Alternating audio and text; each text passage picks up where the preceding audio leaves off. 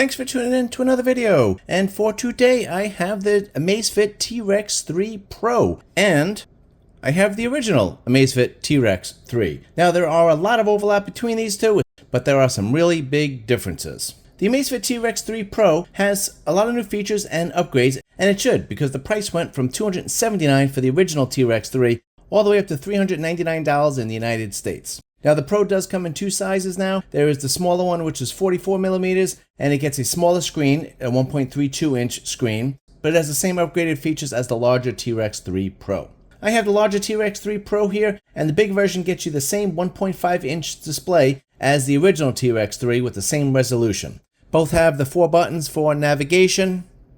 So the larger model of the T REX 3 Pro is actually 0.5 millimeters smaller and thinner than the original, but I don't think you'd be able to tell that. Both are rated for 10 atmospheres.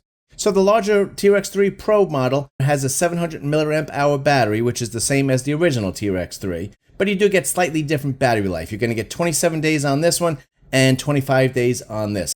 I don't think that makes much of a difference. You're going to get over 3 weeks of battery life on both of these, which is great. And I will test that out, so stay tuned for my full review on this. Now, both of these watches do use the Zepp app, so the software experience on the watch and the phone are going to be very similar. So you do get a flashlight on this. All you need to do is hold the button here, and you get a red and you get a white. You just push the button here and you can change it from the red to the white, and it does have 4 levels of brightness on there. The brightest one goes up to 300 lux, which is, I think, pretty bright. Now, the display gets upgraded from Gorilla Glass on the original T REX 3 to Sapphire Crystal, so that is a big upgrade. They both have a polymer back and a pretty similar layout, but the T REX 3 Pro has a bezel and body made out of titanium, so that is a big upgrade. The T REX 3 had stainless steel, and that also does make this watch much lighter. And the screen brightness on the original T REX 3 was 2000 nits, which was very good. I had no issues seeing that one, but this one goes all the way up to 3000 nits, which is tops in the industry, so that's great.